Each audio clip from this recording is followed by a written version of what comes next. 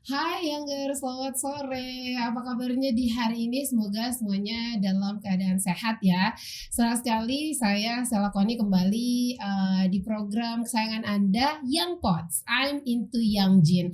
Dan sore hari ini saya senang sekali karena saya punya tamu yang sangat spesial. Beliau ini jaraknya sangat jauh sekali dari kita, tapi beliau menyempatkan waktunya untuk bisa memberikan motivasi, inspirasi juga buat para youngers di luar sana biar bisa semakin bersemangat untuk mengejar mimpi dan juga cita-citanya.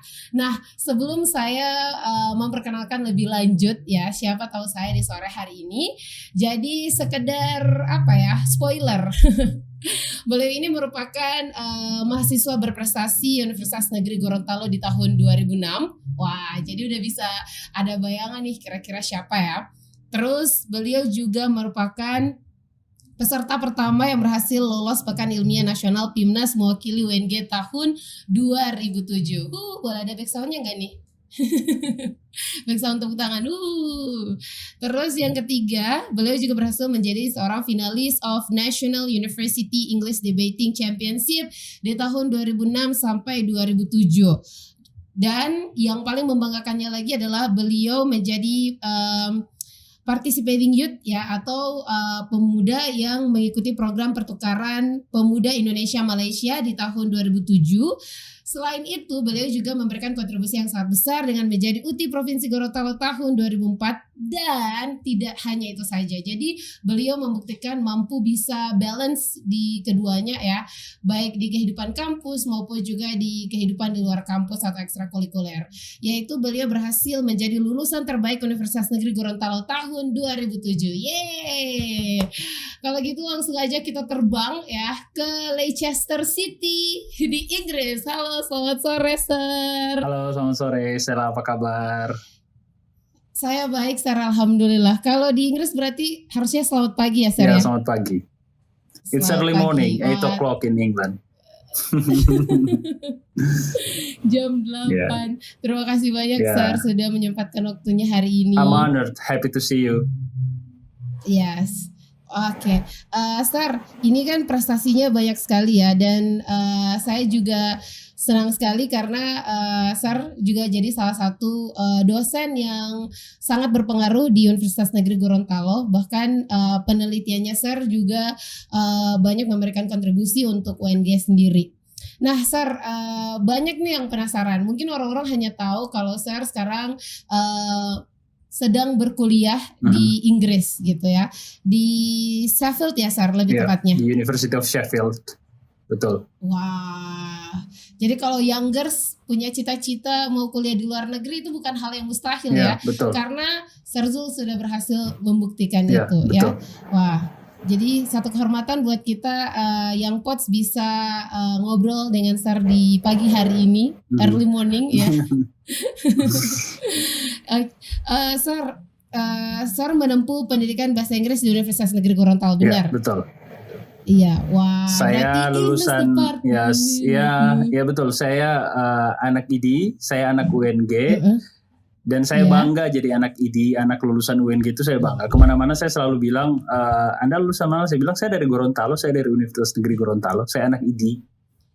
Wah, jadi kalau anak bahasa Inggris nggak boleh malu ya mau mengaku identitasnya gitu, karena Sir aja bangga sekali bisa lahir dari UNG. Nah, kemudian Sir S2-nya di Gajah Mada ya, dan sekarang S3 di Sheffield ya, di University of Sheffield di Inggris. Nah, Sir, kalau kita ngomongin soal living and study abroad ya, sebagai seorang dosen sekaligus mahasiswa yang belajar di Inggris, kira-kira Sir sendiri merasa apa sih yang berbeda gitu belajar di Gorontalo, kemudian di Jogja ya, dan sekarang belajar di Inggris itu apa yang berbeda gitu? Iya, sebenarnya masing-masing punya punya keunikan gitu ya, karena satu daerah punya karakter sendiri, negara punya karakter sendiri. Tapi kalau ditanya apa yang paling berbeda, tentu cuaca gitu ya, dan juga makanan. Ya, jadi kalau dibagi dua gitu ya, ada campus life experience sama academic experience, masing-masingnya berbeda. Tapi kalau ditanya pribadi ke saya, yang langsung mengena itu adalah cuaca dan makanan yang berbeda gitu loh. Dari Gorontalo, kemudian ke Jogja, kemudian ke UK, dari yang panas, dingin gitu ya. Makanan yang kulinernya di Indonesia yang luar biasa, banyaknya, kemudian di sini di UK. Kalau kampus life experience tentu juga berbeda. Dulu waktu S1 kegiatannya banyak sekali yang bisa kita lakukan. S2 pun begitu, tapi fokusnya berbeda. Kalau pada saat S1 kegiatan kemahasiswaan, kegiatan ekstrakurikuler itu banyak sekali digeluti. Tetapi pada saat S2 lebih kepada hal-hal yang berkaitan dengan research, pengabdian. Apalagi saat ini untuk S3 benar-benar untuk research, seminar. Itu yang berbeda. Masing-masingnya seperti itu. Jadi kalau misalnya orang ngikutin Instagramnya, Sir kan biasa suka upload foto kan, Sir ya, itu pemandangan tuh cantik sekali.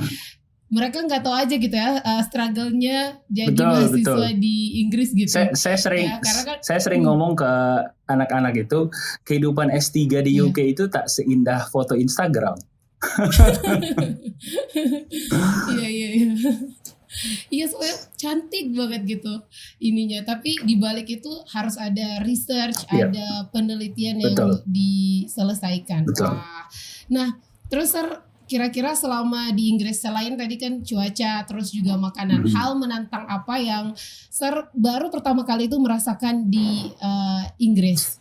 Iya, sebelum menjawab itu ngomong-ngomong tentang foto tadi, foto Instagram segala macam itu, yang ngajarin saya foto itu sebenarnya istri saya. Dulu waktu masih pacaran udah ngajarin saya sebenarnya, karena yang dulu ketua fotografi itu istri saya, malah dia ngajarin semuanya, cara ngambil gambar, angle, ngedit segala macam tuh. Jadi saya belajarnya dari Dokter Lia gitu loh. Saya ngikut-ngikutin aja. Cuma Instagramnya lebih banyak foto landscape-nya di saya gitu. Nah tadi pertanyaannya apa yang buat saya kaget pertama kali datang ke UK, perkuliahannya, gap antara ilmu yang selama ini saya pelajari begitu tiba di UK, pada saat hari pertama saya ketemu dengan supervisor, ada gap kurang lebih, ya bisa kita katakan risetnya itu mereka lebih maju sekitar 30-40 tahun gitu loh. Ide saya yang saya bawa, research proposal saya yang saya bawa pada saat itu, mereka sudah melakukan itu sekitar 30-40 tahun lalu. Sehingga saya harus mengisi gap itu di tahun pertama untuk bisa mengejar sampai ke posisi bahwa saya bisa menyesuaikan dengan ritme pendidikan S3 di UK gitu. Terutama untuk bidang saya, linguistik ya. Linguistik, iya. Wah, berarti ini juga harusnya jadi satu Sir, reminder ya buat kita Gorontalo bahwa bidang ilmu kita harus lebih ditingkatkan lagi gitu, biar bisa setara dengan, atau bukan setara lah, at least kita bisa mengejar atau mengisi gap yang Sir mention tadi. Dan itu kan tantangan gitu ya, sebagai anak-anak muda gitu ya, yang katanya suka tantangan, itu tantangan yang bagus gitu kan. Jadi kalau ditanya apa yang menantang, ya mengisi gap itu biar kita makin bisa seiring sama mereka atau bahkan bisa melebihi gitu. Iya, benar. Jadi ini tantangan berfaedah gitu. Tantangannya bukan kacang-kaca gitu ya, tapi benar-benar bisa bikin kita jadi cerdas juga, dan sekaligus bisa bikin kita berkontribusi banyak buat ilmu pengetahuan. Apalagi Sar sendiri bidangnya linguistik yang mungkin kalau kita yang kuliah di bahasa Inggris mikirnya linguistik itu ya hanya itu aja gitu. Karena mungkin kita belum merasakan yang experience yang seperti Sar exposure terhadap ilmu pengetahuan memang berbeda gitu ya. Di sini pun saya mengalami banyak pengalaman gitu ya, bahwa bidang ilmu yang saya geluti itu cukup luas dan cukup dalam gitu. Jadi buat mahasiswa yang mungkin kemarin sudah menyelesaikan S1-nya linguistik, harusnya semangat dong ya, bisa lanjut lagi ke tahap selanjutnya biar bisa terus meningkatkan bidang kajian ilmunya. Wah, ini bisa jadi motivasi juga nih buat mereka orang-orang yang menyukai dan mencintai linguistik. Kalau Sir kan linguistik itu udah kayak belahan jiwa gitu kan. Betul. Iya, soalnya kalau saya lihat dari research-nya Sir di S2 juga tentang linguistik Sir kan ya? Iya. S1 pun saya sudah menggeluti itu. Dari S1, S2, S3 gitu. Cuman S1 dan S2 ada sedikit topik research-nya, ada sedikit hubungan, bukan ada sedikit, memang sangat berhubungan gitu, tapi pada saat S3 itu pindah jalur. Karena saya pun melihat karena mengapa pindah jalur, karena kebetulan di Indonesia khususnya di Gorontalo kurang orang yang menggeluti bidang itu. Wah, semoga nanti ini bisa jadi kontribusi baru juga buat UNG gitu Sir ya. Amin. Wah, jadi gak sabar nih nunggu Sir pulang. Amin. Doakan lancar. Dan berbagi ilmunya dengan mahasiswa-mahasiswa ini. Amin. Nah, Sir, kalau tadi kan Sir sempat bilang juga gapnya itu dengan UNG kan agak lumayan besar ya Sir ya. Dengan kita yang sedang belajar sekarang pun itu gapnya kayak 30-40 tahun itu bukan hal yang bisa kita tutupi atau kita isi dalam waktu hari gitu atau bahkan minggu atau tahun gitu. Nah, kira-kira Sir karena sekarang Sir sedang menempuh pendidikan di sana, hal apa yang Sir sudah rencanakan ini akan saya bawa pulang ke Gorontalo gitu ketika saya sudah selesai studi? Banyak sebenarnya ya, dari bidang riset saya gitu ya, ilmu yang baru baik tentang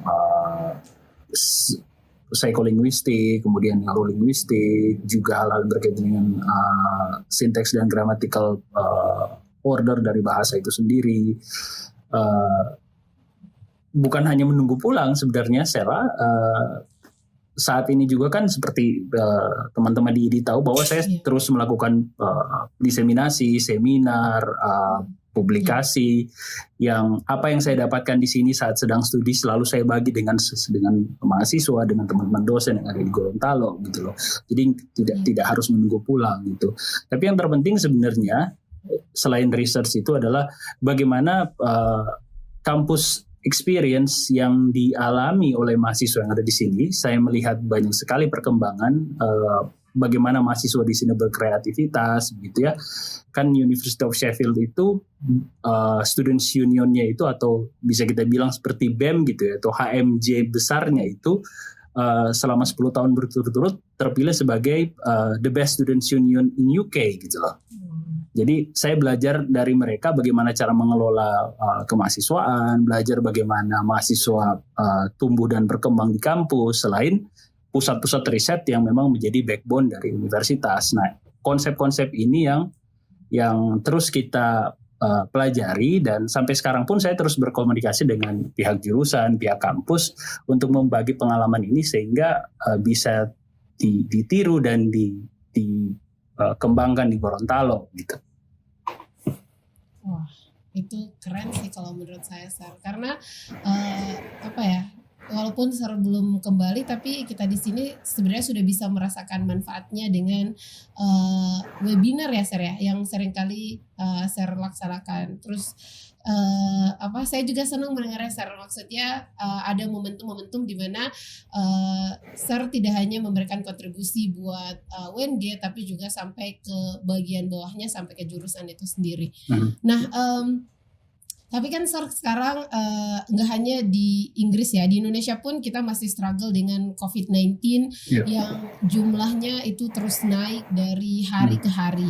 Dan bahkan juga di Inggris kemarin kalau saya nggak salah sempat tinggi ya Sar jumlah penderita COVID di sana. Nah, mungkin yang jadi hal yang membuat orang-orang penasaran, apakah di sana juga Sar pembelajaran itu dirubah secara online atau ada teknik atau metode lainnya dari kampus, Sar mungkin? Ya, terakhir kali saya ke kampus itu bulan Maret tahun 2020 ya, bulan Maret kemarin. Sampai dengan sekarang saya belum pernah ke kampus. semuanya online karena menurut kampus memang modelnya harus seperti itu gitu ya, virtual class, proses pembimbingan semuanya itu online gitu loh. Bahkan kemarin saking hebohnya online itu kan saya ngobrol-ngobrol dengan pimpinan universitas, pimpinan fakultas untuk ayo kita bikin seminar atau webinar tentang bagaimana mengadopsi pola online ini dan kita sesuaikan dengan kondisi yang ada di Indonesia, terutama di UNG.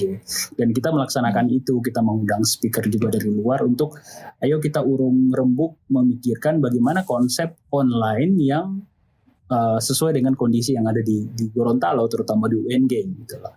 Dan alhamdulillah mendapatkan sambutan yang menarik. Intinya adalah kita harus beradaptasi secepat mungkin dan semaksimal mungkin sehingga kondisi ini tidak membuat kita terbelakang gitu ya, tapi kita harus mengubah itu menjadi peluang-peluang yang bisa menciptakan inovasi-inovasi untuk model pembelajaran, untuk proses pembimbingan, atau bahkan riset-riset kita yang bisa seperti itu. Jadi bimbingannya, researchnya dengan dosen-dosennya berarti secara daring juga, Sir? Iya, semuanya online, semuanya virtual. Weekly meetingnya, monthly meetingnya semuanya online. Oke. Jadi Sir, itu pertemuannya setiap hari atau hanya ada di jadwal-jadwal tertentu?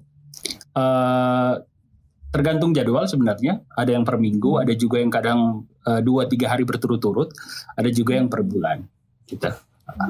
Sir, jadi masih soal yang daring tadi, Sir, pembelajaran secara online.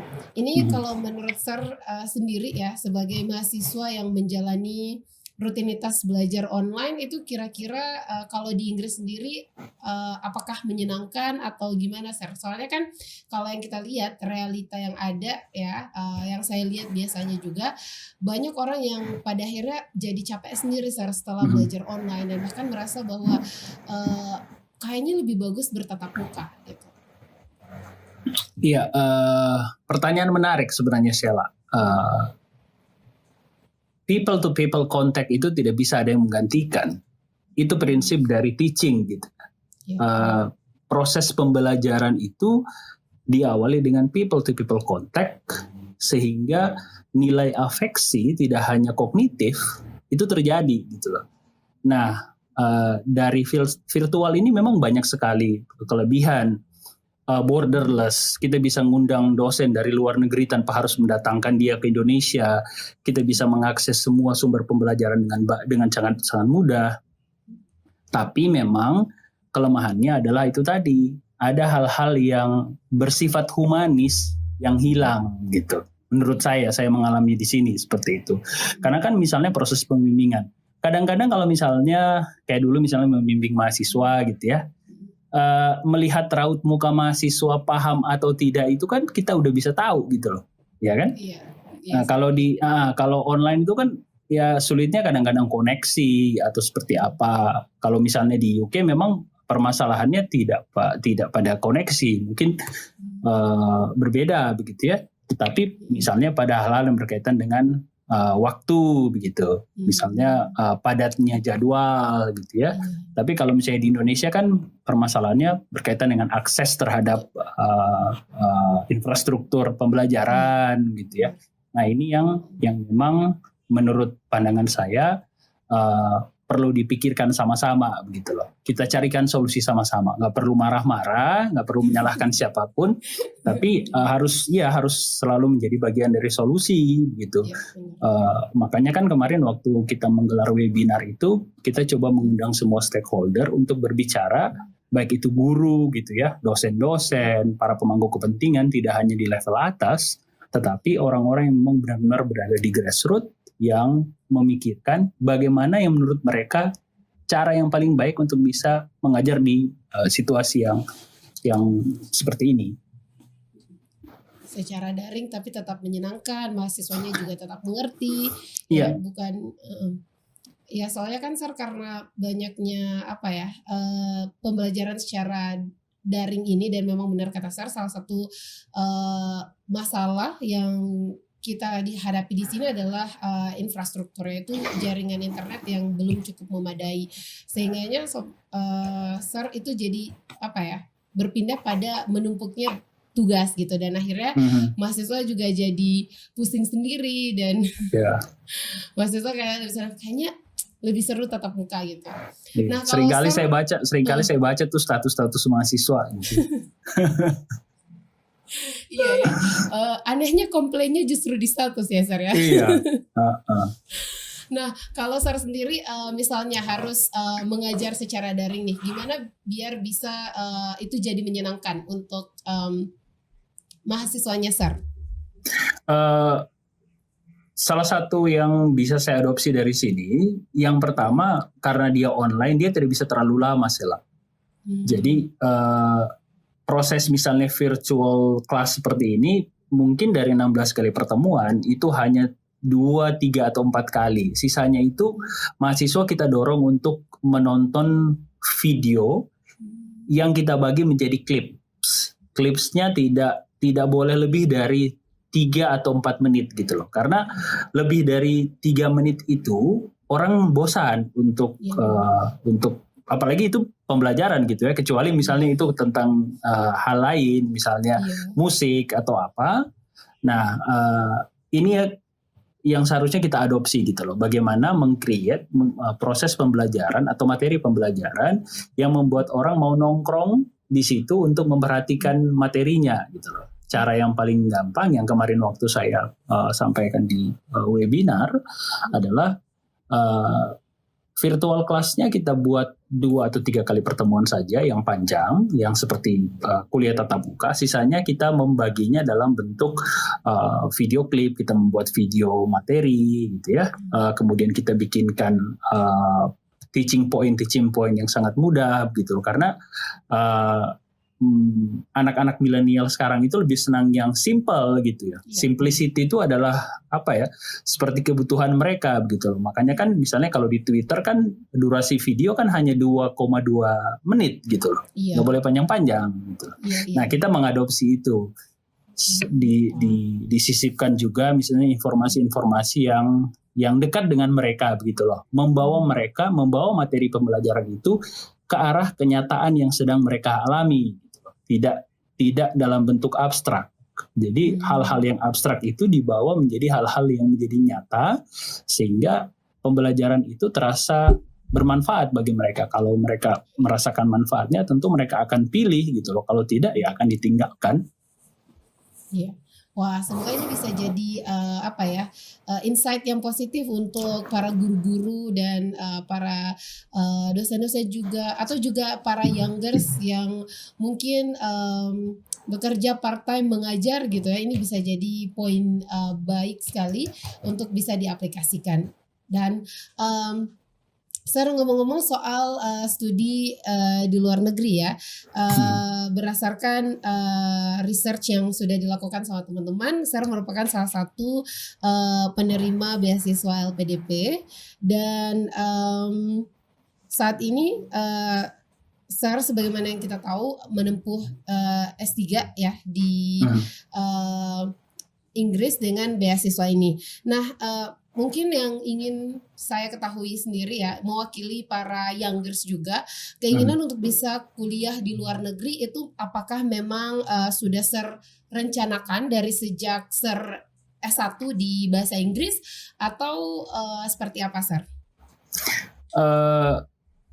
Saya ingat dulu ayah saya itu, almarhum ayah saya sering bercerita, beliau adalah guru filosofi saya gitu ya. Mengajar filsafat kepada saya itu adalah ayah saya.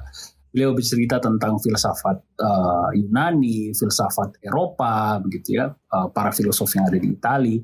Kemudian beliau berpesan, yang ada di Inggris terutama, beliau berpesan bahwa nanti kalau kau punya waktu dan punya kemampuan, belajarlah ke Eropa, jelajahi Eropa, maka kau akan menemukan from the first hand gitu loh.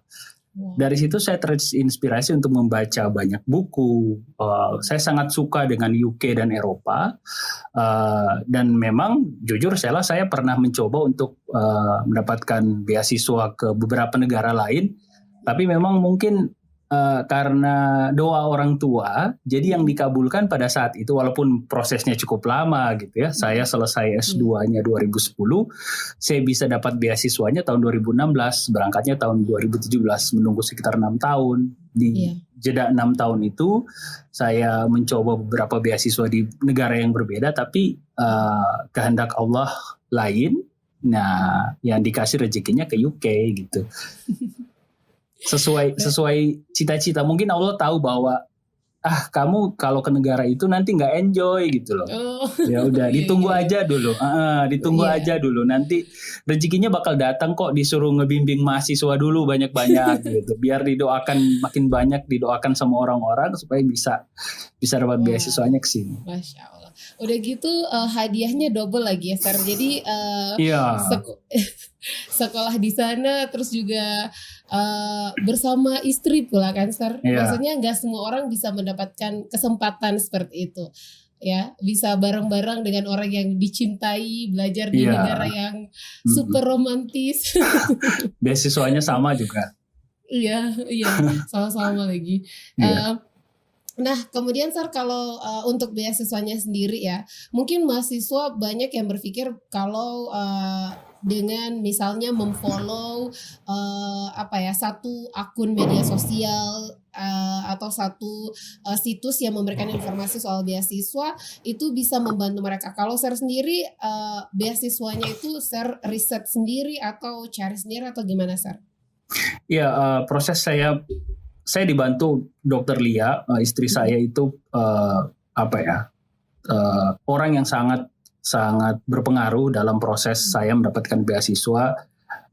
Sheila pada saat di jurusan Monday to Monday kadang-kadang saya harus ada di kampus mengerjakan banyak hal, dan kalau orang dengar cerita pasti bilangnya nggak mungkin gitu, tapi it's true gitu ya. It's true. Tapi Dr. Lia pada saat itu membantu saya luar biasa, mendukung saya, mencarikan, bahkan Dr. Lia yang paling banyak mencarikan informasi untuk saya gitu loh. Nih ada ini gitu loh. Bahkan pada saat mau pengiriman berkas, saya itu masih di jalan menuju ke satu kota untuk hadir dalam satu pertemuan gitu loh. Saya mengirim berkasnya itu jam 11 malam waktu Jakarta karena saya harus menyelesaikan kerjaan lain gitu loh. Pada saat itu Dr. Lee bilang, ini kamu serius nggak sih mau sekolah gitu loh.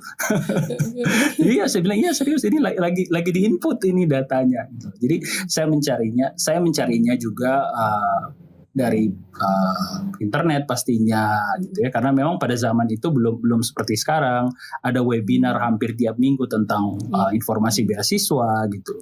Tapi yang paling banyak sebenarnya informasinya dari Dr. Lia, mungkin karena memang pada saat itu Dr. Lia ada di salah satu kota besar di Indonesia yang akses terhadap informasi beasiswanya lebih mudah dibandingkan kita yang ada di Gorontalo gitu.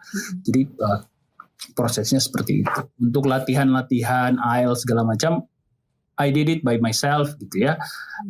Saya belajar sendiri gitu loh, mempersiapkan berkas semuanya, tapi informasinya semua dibantu sama Dr. Lia pada saat itu. Tiba-tiba saya merasa jealous, Sir. Kenapa?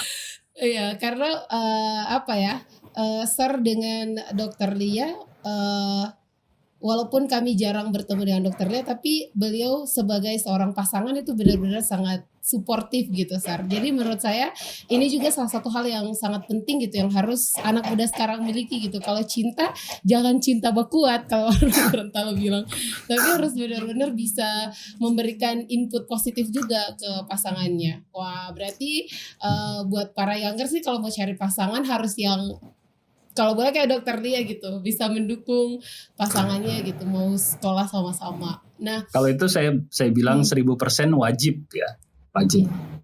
Cari yang bisa membuat kita maju gitu loh. Iya. Ada yang ada misalnya, kok pasangan kita sudah melakukan ini, kok kita belum gitu loh. Bukan meributkan hal-hal yang kamu di mana, sama siapa, ngapain gitu. Udah makan belum? Iya. Iya. Wah, semoga ini bisa jadi membuka pikiran para youngers gitu, khususnya di sini gitu. Kalau cari pasangan tuh jangan cuma yang kasih perhatian kamu di mana lagi sama siapa gitu, tapi yang bisa, ya benar kata Sir, harus bisa kasih kemajuan untuk diri kita gitu. Nah, terus kalau misalnya Sir untuk keinginan belajar di luar negeri atau keinginan untuk melanjutkan kuliah ya, pasti saya yakin setiap dari kita ya, khususnya youngers juga pasti ada keinginan itu di dalam hati. Nah, tapi bagaimana kalau misalnya mimpi besar itu terhalang dengan sesuatu hal? Kalau menurut Sir gimana? Saya selalu mengatakan bahwa ke teman-teman dosen juga ke mahasiswa terutama bahwa mengejar cita-cita terutama studi itu hal yang wajib kita lakukan, dan yang perlu kita ingat adalah studi itu menunda kesenangan. Sekali lagi, studi itu menunda kesenangan. Hanya kita tunda kesenangan itu. Kita harus melakukan pengorbanan yang luar biasa untuk meraih cita-cita itu. Nanti setelah studi itu barulah kita nikmati hasilnya. Dan dalam prosesnya itu seperti yang saya cerita tadi, Sheila, tahun 2010 setelah saya, kalau S1 ke S2 itu saya cuma nunggu setahun. Saya lulus 2007 S1, S2-nya saya dapat beasiswa tahun 2008 gitu. Tapi selesai tepat waktu 2010 karena S2-nya 2 tahun. Tapi untuk dari S2 ke S3 itu saya harus menunggu 6 tahun. Dan just to be honest, saya berkali-kali gagal dalam proses berkas beasiswa, proses wawancara, di wawancara akhir entah apa yang terjadi. Bagi saya layak untuk mendapatkan beasiswa, tapi belum sempat. Mungkin menurut kayak kata saya tadi gitu ya, Allah berkehendak lain, Allah bilang kamu gak cocok di situ gitu ya. Yang terpenting adalah terus berusaha, terus melakukan yang terbaik. Dan yang bisa saya bagi tipsnya juga, selalu berusaha untuk memudahkan urusan orang gitu loh, membantu banyak orang, berusaha untuk memberikan impact yang luar biasa, sehingga hal-hal yang berkaitan dengan usaha kita akan dimudahkan juga jalannya gitu loh. Itu kalau ditanya ke saya apa tips suksesnya dan bagaimana cara untuk mengatasi hal yang berkaitan dengan kegagalan itu, ya udah sabar aja, nggak usah curhat, nggak usah nulis status gitu, karena itu tidak akan menyelesaikan masalah. Tapi kita langsung review lagi gitu ya.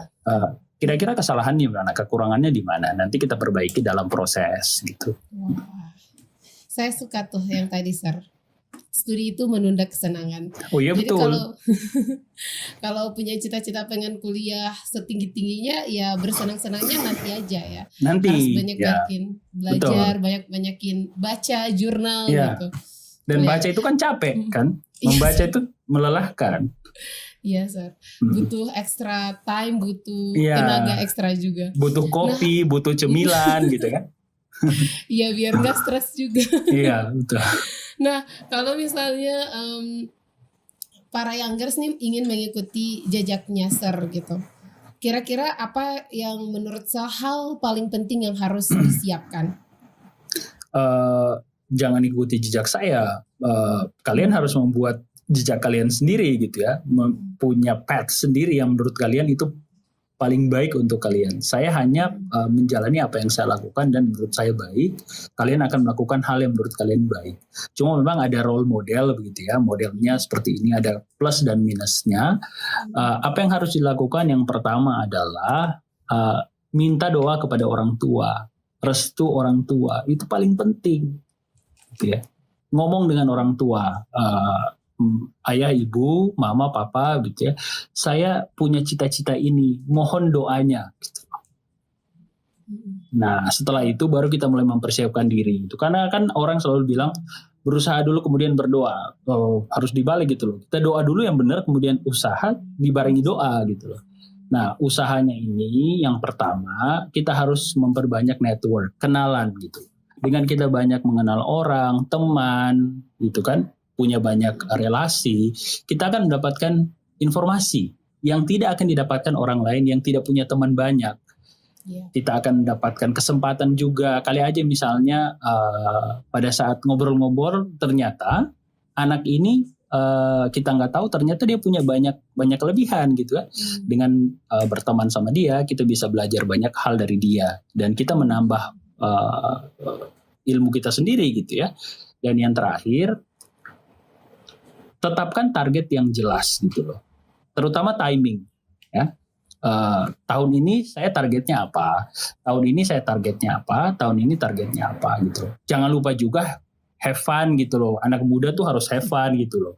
Karena saya tuh juga nggak mau kalau misalnya orang terlalu sibuk dengan satu hal gitu loh. Ya, nikmati aja gitu. Apalagi jadi mahasiswa gitu loh.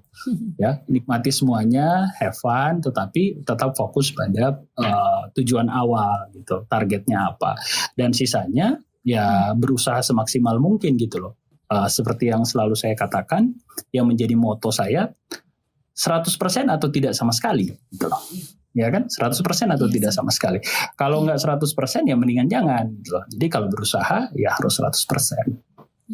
Jadi intinya kalau kita punya keinginan, kita punya cita-cita, jangan setengah-setengah Sir ya berarti. Nah kalau tadi kan seputar tentang orang-orang yang misalnya ingin berencana punya keinginan belajar sekolah di luar negeri.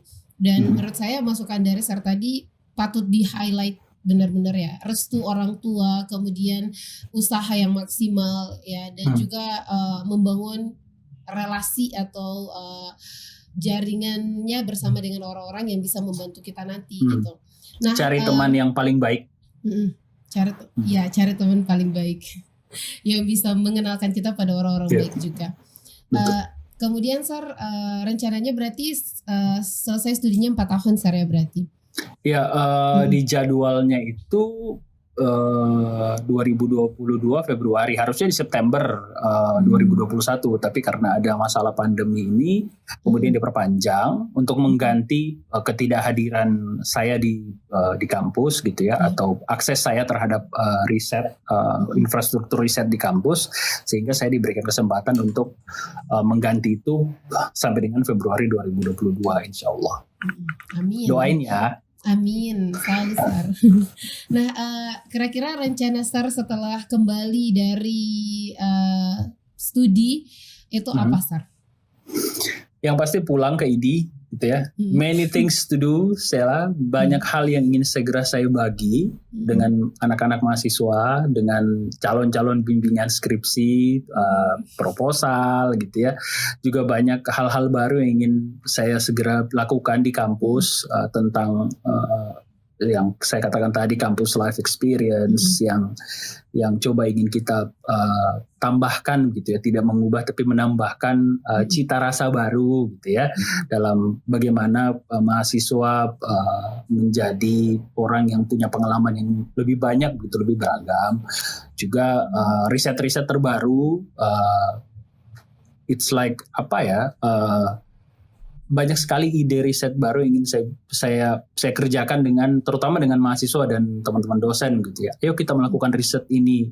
Sekarang misalnya di Eropa dan di UK mereka sudah berpindah ke wilayah ini gitu. Ayo kita catch up gitu ya, untuk bisa sama-sama maju gitu loh. Itu aja sih, selain misalnya mengerjakan hal lain, misalnya consulting masih jalan sampai sekarang di NYZ Research and Consulting masih jalan, hal-hal yang berkaitan dengan community service pun walaupun di sini masih terlibat aktif dengan teman-teman yang ada di Indonesia dan di Gorontalo. Itu sih sebenarnya. Wah, jadi patut dinantikan ya. Maksud saya kalau saya pribadi sebagai mahasiswa sangat menantikan kepulangannya Sir dengan ilmu yang baru juga yang ingin dibagikan kepada kita mahasiswa yang ada di sini gitu, terutama yang punya interest tinggi di linguistik. Nah, Sir, kalau saya melihat ya, berkaitan dengan banyak orang yang belajar studi di luar negeri, tidak jarang juga yang bukan juga lupa tapi memutuskan untuk tinggal di negara tempat mereka studi gitu. Kalau menurut Sir pribadi ini gimana gitu Sir? Saya nggak nyangka dapat pertanyaan ini. Karena ini pertanyaan dilematis gitu ya. Bukan untuk saya tapi untuk orang lain. Karena saya sudah bilang saya dan Dr. Lia sudah berkomitmen bahwa kita harus pulang ke Indonesia. Tidak ada jalan lain bagi kita untuk bisa mengembalikan kepercayaan dari rakyat Indonesia. Ingat bahwa kami di sini ini dari uang pajak rakyat, uang pajaknya Sheila, orang tua Sheila, teman-teman yang ada di UNG TV, masyarakat Gorontalo membayar pajak disisihkan untuk kami untuk bisa belajar ke sini, kemudian pulang ke Indonesia, memperbaiki keadaan, mengajak orang-orang untuk melakukan perubahan, gitu kan. Jadi kalau tanya ke saya, kami pulang insya Allah, gitu ya. Tapi kalau ada orang yang memilih pulang, memang ada banyak alasan. Jujur saya sering ngobrol-ngobrol dengan mereka. Ada yang mengatakan bahwa begitu di Indonesia bidang ilmu saya belum terlalu berkembang gitu loh. Saya hanya bisa mengembangkannya di sini. Ada juga alasan misalnya ada yang menikah dengan orang di sini juga ada yang bercita-cita untuk keliling dunia dulu sebelum pulang ke Indonesia. Tapi ada juga yang di sini mengajar seperti teman saya barusan, beliau selesai S3, kemudian beliau mendapatkan tawaran mengajar di kampus gitu, di salah satu kampus di UK. Tapi beliau mengatakan bahwa nanti akan pulang gitu loh. Kalau ditanyakan benar atau tidak, salah atau bagaimana, it's a difficult question. Iya. Tapi kalau ditanya masing-masing. Iya, tapi kalau ditanya ke saya sendiri, ya pasti pulang dong. Masih studi aja terus kontak-kontakan dan terus bekerja untuk kampus gitu ya, apalagi saat pulang gitu. Iya. Bisa-bisa banyak hati yang patah kalau Sir nggak pulang. Karena banyak orang yang menantikan kembalinya Sir dan juga Dr. Lia khususnya ya. Di luar dari kami mahasiswa, mungkin keluarga juga banyak yang kangen. Apalagi tante-tante atau om-om mungkin belum lihat Ariendra secara langsung. Ya, betul. Baru virtual, baru foto-foto, baru video. Iya, jadi pengen ketemu secara aslinya gitu. Pengen lihat seganteng apa gitu ya. Amin. Nah, Sir, tadi sempat kita ngobrolin soal bagaimana bentuk dukungan dari seorang pasangan terhadap Sir sendiri. Dan saya jujur tidak menyangka gitu ya kalau ternyata peran pasangan itu benar-benar bisa sebesar itu gitu untuk kemajuan kita gitu dalam hal hubungan yang positif seperti yang Sir dan Kalia jalani. Nah, tapi sekarang pastinya kehidupan juga berubah gitu ya Sir ya. Selama beberapa tahun belakangan ini Sir sudah menjadi seorang suami, sudah jadi seorang ayah juga ya. Nah, alhamdulillah.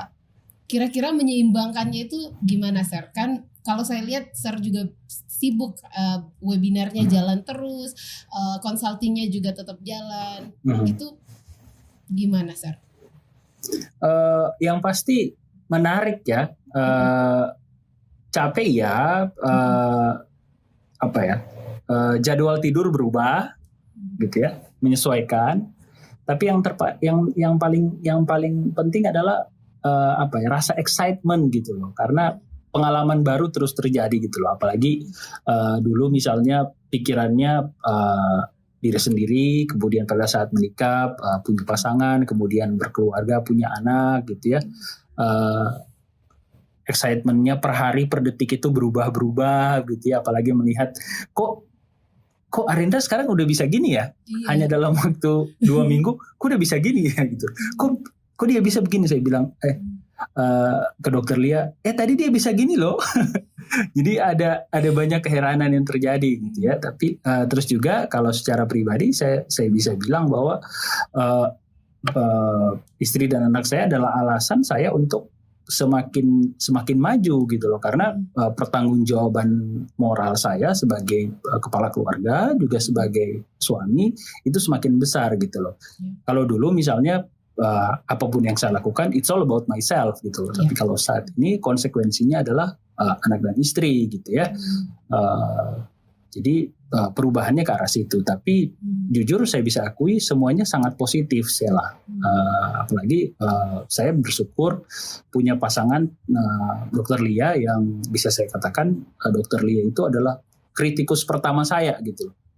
Ya, jadi orang yang kalau misalnya saya punya pikiran seperti ini, Dokter Lia yang selalu memberikan pikiran bandingan gitu.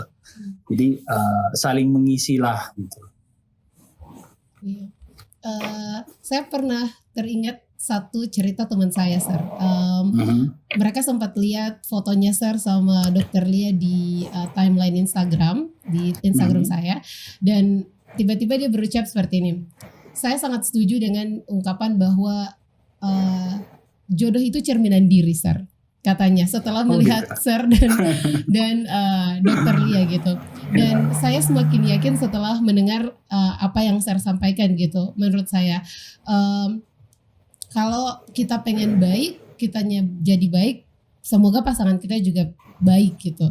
Dan semoga ini juga bisa jadi apa ya, untuk kita khususnya yang masih istilahnya dalam masa-masa labil gitu ya. Ya, Masa-masa galau tingkat dewa gitu ya. Iya, selalu dapat pertanyaan kapan nikah gitu, yang jodohnya belum dapat gitu ya. Ini bisa jadi, kalau menurut saya pribadi, jadi satu hal yang harus dipertimbangkan gitu, bahwa menikah bukan hanya soal hidup sama-sama gitu, tapi apa yang bisa kita kasih ke satu sama lain juga. Gitu. Of course, betul sekali itu tadi, mempantaskan diri kita untuk mendapatkan pasangan yang baik gitu loh. Jadi jangan hanya berpikir saya mau pasangan yang baik gitu loh, tapi ya kita harus membuat diri kita pantas juga untuk orang-orang yang baik yang ada di luar sana gitu kan. Jangan sampai kita mengharapkan yang baik tapi kita sendiri tidak melakukan usaha untuk itu. Nah, Sir, di masa pandemi seperti ini saya termasuk yang selalu lihat bahwa Sir selalu punya aktivitas baru, kegiatan baru gitu, dan tidak henti-hentinya gitu. Hampir setiap minggu ada saja yang dilakukan Sir. Nah, Sir sendiri ada nggak momen-momen dimana merasa capek atau merasa kayaknya butuh istirahat dulu gitu, dan gimana gitu cara supaya bisa relax lagi dan bisa dapat semangat baru lagi gitu untuk memulai karya baru atau pekerjaan baru gitu. Mood booster gitu ya. Iya, mood booster. Betul.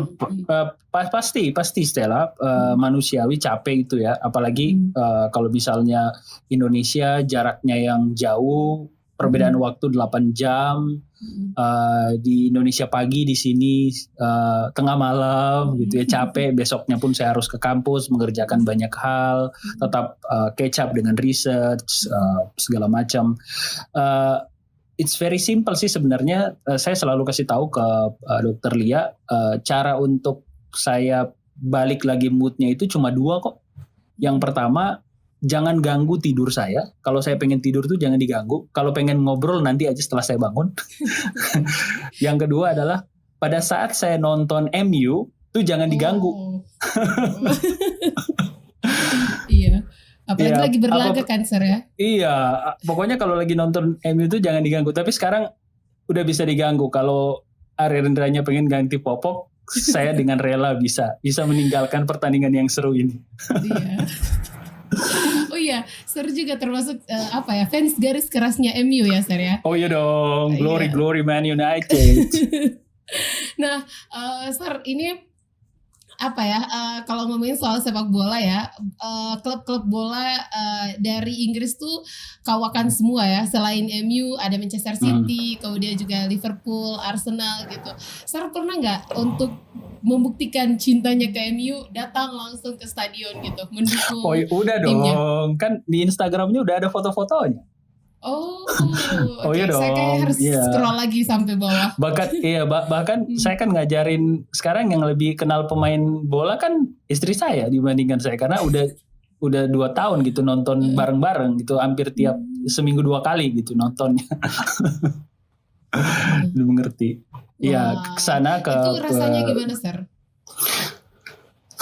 It's amazing. Dreams come true, you know. Iya, wow. I've been waiting. Ya, saya tuh fans bola MU terutama itu sejak sorry ya yang untuk fans Liverpool gitu ya. Saya itu sejak tahun ngertinya itu tahun 93 gitu ya, 93 94 gitu, sekitar kelas 4 SD. Ayah saya ngajarin nonton bola MU pada saat itu, sejak itu menyukai sampai sekarang gitu. Wah, apapun yang terjadi Sir ya. Iya. Mau kalah mau menang tetap MU. Kadang-kadang saya suka kalau lagi gendong Arindra gitu kan, saya juga bilang, kamu mau jadi Marcus Rashford apa David De Gea? Iya, siapa tahu Sir ya kan. Siapa tahu Arindra bisa jadi pemain sepak bola. Iya. Wow. Gajinya gede soalnya 7 miliar per pekan itu kalau pemain bola. Langsung pensiun saya jadi dosen, langsung jadi manajer aja. Siap. Iya kan? Yang lebih enak gitu loh. Jadi manajernya Arendra gitu kan dengan gaji 7 miliar per pekan gitu loh. Sebulan kan bisa 28. Wah. Keren ya. Itu bisa jadi cita-cita baru. Instead of jadi YouTuber kayaknya lebih menjanjikan jadi pemain sepak bola. Iya, anak-anak di sini kan gitu ya. Anak-anak di sini kalau ditanya gitu kan, kamu pengen jadi apa? Football player gitu loh atau rugby player gitu kan. Karena memang mereka melihat sepak bola, olahraga secara umum itu salah menjadi industri dan pekerjaan yang menjanjikan di masa depan. Gitu. Jadi kalau dari fans apa salahnya gitu Sir ya. Ini bisa jadi satu impian baru juga ini. Iya benar. Iya siapa tahu aja gitu ada malaikat lewat amin dikabulkan. Iya diaminkan gitu kan nggak tahu kan kita juga nggak tahu kan tiba-tiba bisa ada di UK gitu kan. Iya. Kali aja dia 17 tahun dari sekarang gitu kan bisa main gitu. Bisa jadi pengganti dari Marcus Rashford. Iya benar. Ntar beliin kostum dulu dia. Iya. Nah, kalau soal sepak bola, Sar, Inggris legendnya juga di musik, Sar ya. Ada kayak kemarin saya cari-cari, ternyata The Beatles itu dari Inggris, kemudian juga Queen dari Inggris, Oasis juga dari Inggris. Kalau Sar sendiri tipikal penikmat musik khas Britania juga yang seperti. Just to be honest, saya tuh sangat suka musik jazz ya. Jazz. Makanya kan di salah satu radio swasta di Gorontalo kan saya siarannya Jazz Night. Iya. Tapi memang musik Inggris dan musik Amerika itu berbeda. Notasi, cita rasa gitu berbeda gitu loh. Walaupun The Beatles itu fans Liverpool gitu. Iya. Tapi saya udah ke tempatnya kok. udah mengunjungi gitu loh karena mereka legend gitu ya. Saya sangat menikmati musiknya Queen gitu ya. Juga kan Adele itu dari sini, Sam Smith itu dari sini gitu ya. JCJ gitu kalau nggak salah. Iya JCJ banyak sekali yang dari sini. Ya nikmati aja gitu. Kalau ditanya musik apa yang paling suka ya jazz gitu. Jazz. Jadi kalau misalnya lagi capek, Sar, apakah alternatifnya juga salah satu mendengarkan musik jazz? Iya jazz yang fusion ya, yang bisa naikin mood gitu ya. Seperti musik-musiknya Earth, Wind and Fire atau Kool and the Gang atau Chaka Khan, ya begitulah. Kalau Dokter Lia sama juga nggak, Sar, interestnya ke musik? Oke, kalau Dokter Lia lebih ke musik klasik ya, karena kan Dokter Lia itu pemain pianis yang basicnya musik klasik gitu loh. Jadi yang ngajarin saya musik klasik malah Dokter Lia. Kemarin jalan-jalan ke Eropa, ke Austria gitu kan.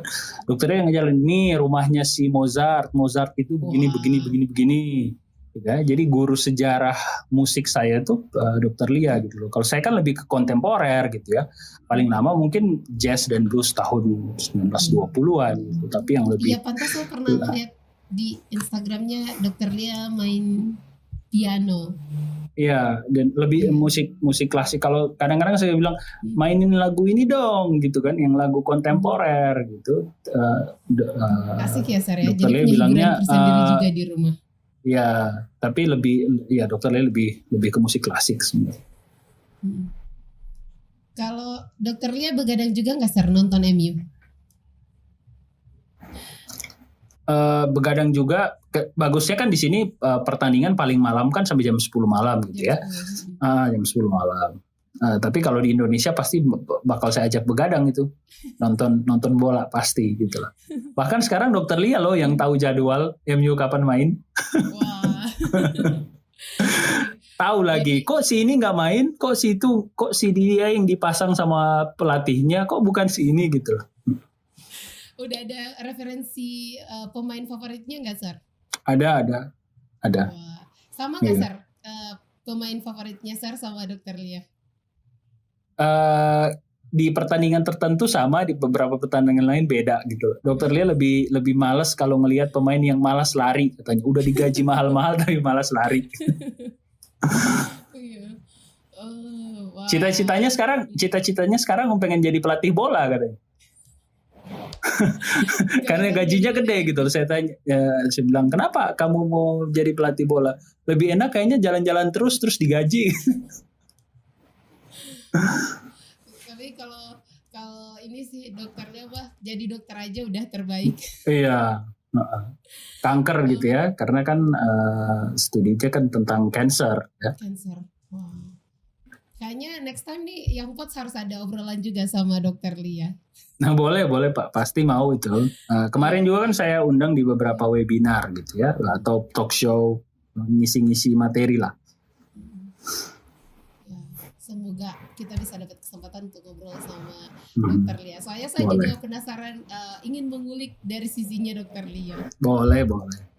Apalagi kalau saya termasuk ngikutin jadi followernya dokter Lia juga, itu sempat baca ceritanya awal mulanya Sir ketemu sama dokter Lia.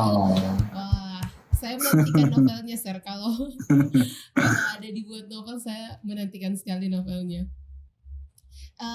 Mungkin Sir kalau misalnya dari segi pasangan, menurut Sir apa sih yang paling penting gitu untuk kita miliki agar kita bisa juga dapat pasangan yang berkualitas atau sama baiknya?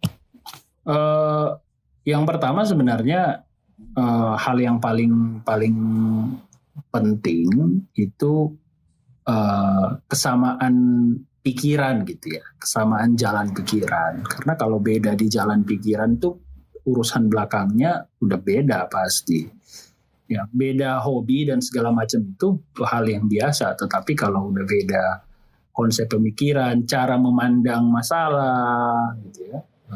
Itu dulu yang dilihat ya. Misalnya ini ada masalah, menurut dia itu bukan masalah, menurut kalian itu masalah. Nanti dilihat dulu gitu loh. Ini benar-benar problem yang perlu dipikirkan apa tidak. Cara menemukan solusi dari masalah itu juga perlu dilihat gitu. Nah, untuk perbaikan diri kita ya tergantung masing-masing sebenarnya. Kalau misalnya saya ditanya, ya paling enak jawabnya, ya lakukan aja yang menurut kamu paling baik dan asal itu tidak merugikan banyak orang, ya udah jalani aja. Jadi spesial hari ini Youngers kita nggak hanya belajar soal dari sisi akademiknya, tapi juga sampai merembet ke asmara. Dan saya sih berharap ini tuh bisa jadi satu istilahnya jadi satu penyemangat gitu buat para single lilah di luar sana yang mungkin lagi pengen fokus belajar juga, pengen fokus studi dulu tapi mengkhawatirkan pasangan dan lain sebagainya gitu. Ya dinikmati aja tuh. Jadi mahasiswa tuh, jadi anak muda tuh dinikmati aja, nggak usah terlalu banyak pikiran yang enggak memikirkan hal-hal yang nggak penting gitu ya. Dinikmati aja, ikuti kalau saya ya ditanya ke saya, ikuti semua kegiatan yang positif gitu ya. Habiskan energimu untuk melakukan hal-hal yang luar biasa ya, sehingga nanti bisa dikenang gitu loh. Pada saat cerita ke anak, mungkin bisa cerita bahwa oh ya dulu waktu kuliah papa mau wapres loh, jadi kalau kamu nggak jadi mau wapres gimana ya gitu. Atau misalnya kalau misalnya anak punya masalah gitu ya nanti gitu, oh ini ada masalah seperti ini, kita bisa cerita bahwa oh pada saat itu gini cara kita menyikapi masalah, walaupun nanti di masa depan itu berbeda ya, pasti masa Sela, masa teman-teman yang saat ini SD, yang baru lahir itu akan berbeda dengan kita. But at least we've got experiences that we can share with them gitu. Itu yang paling penting. Sir, sebelum kita mengakhiri obrolan kita yang sangat seru ini, mungkin kita balik lagi ke yang tadi ya Sir, soal keinginan untuk belajar di luar negeri. Mungkin banyak orang yang saat ini harus mengubur impian itu karena terkendala bahasa atau terkendala finansial.